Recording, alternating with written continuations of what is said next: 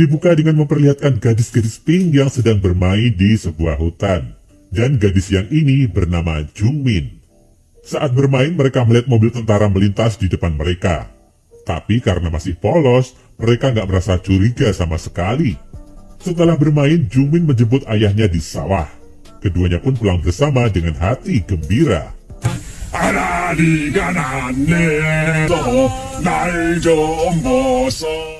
Pada malam hari, orang tua Jungmin sedang berbincang tentang kekhawatiran mereka terhadap tentara Jepang yang baru saja tiba di desa mereka. Esoknya, ketika Jungmin baru saja pulang usai bermain, ia melihat para tentara Jepang sudah berdiri di depan rumahnya. Ternyata, mereka mencari Jungmin dan berniat membawanya pergi secara paksa. Merasa tak punya pilihan, ibunya Jungmin pun langsung memberikan uang dan jimat keselamatan untuk Jungmin sebelum para tentara mengambil putrinya itu. Di dalam kereta sudah banyak gadis-gadis seumuran Jungmin yang ikut dibawa secara paksa. Jungmin juga berkenalan dengan seorang gadis bernama Yonghye. Ternyata usia keduanya hanya berbeda setahun.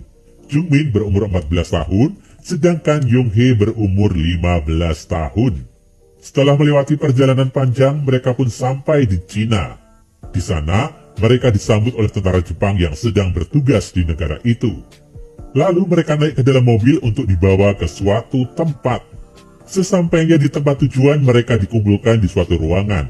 Rupanya, rata-rata dari mereka berumur 15 hingga 16 tahun. Karena Jungmin masih berumur 14 tahun, ia pun dibawa ke suatu tempat tertutup. Di sana, serabi lempit Jungmin diperiksa untuk memastikan kalau ia nggak punya penyakit apapun. Selanjutnya, ia dimandikan dan dimasukkan ke dalam kamar milik tentara Jepang. Gak lama kemudian, seorang tentara masuk dan memaksa Jungmin untuk bercocok tanam dengannya. Jungmin mencoba memberontak, tapi pria itu gak segan-segan memukulnya. Sayang banget ya, pas zaman ini belum ada FBI, kalau ada kan udah... Selain Jungmin, gadis-gadis yang lain pun ikut dipaksa bercocok tanam dengan para tentara Sakni itu. Esoknya, ketika para tentara Jepang sedang bekerja, tiba-tiba datang sekumpulan pria dari Korea Selatan yang langsung menembaki mereka.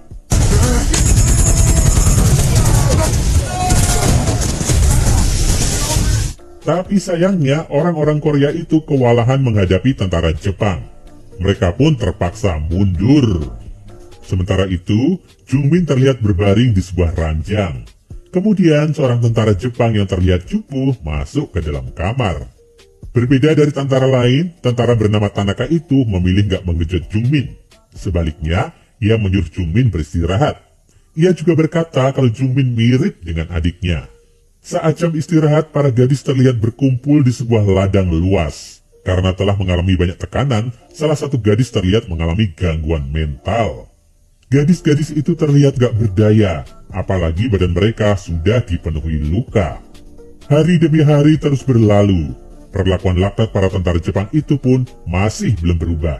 Setiap hari mereka selalu rajin mencicipi serabi lempit para gadis. Bukan hanya disuruh bercocok tanam, para gadis itu juga dipaksa melakukan pekerjaan berat. Saat sedang bekerja, Jungmin menghampiri Yonghye. Ia mengajak temannya itu untuk kabur.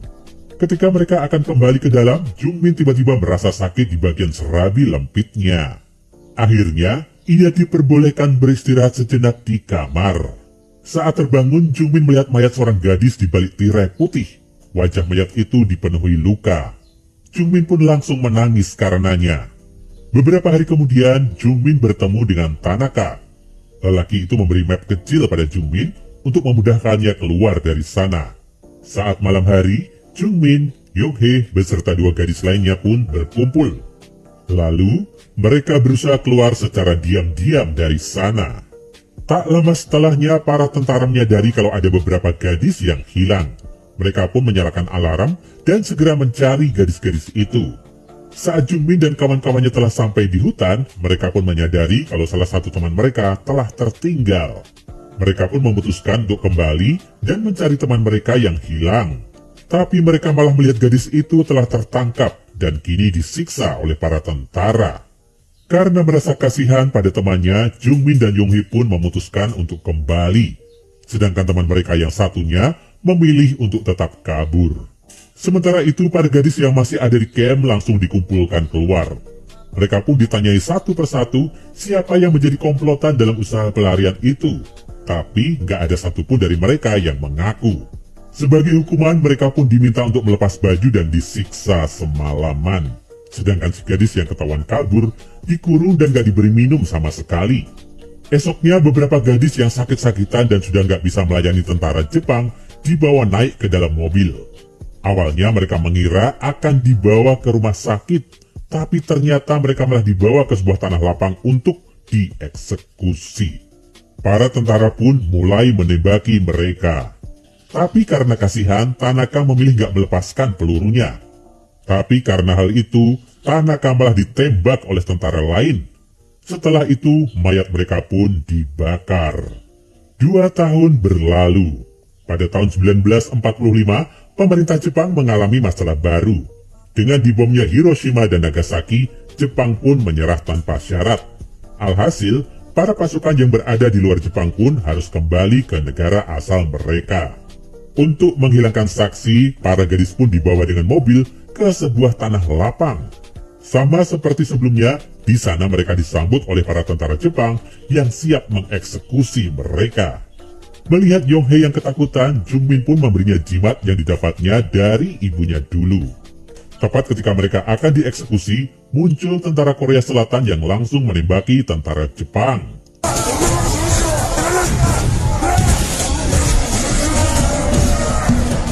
Sayangnya beberapa gadis gak berhasil selamat. Sementara itu, Jungmin dan Yonghye langsung berusaha melarikan diri.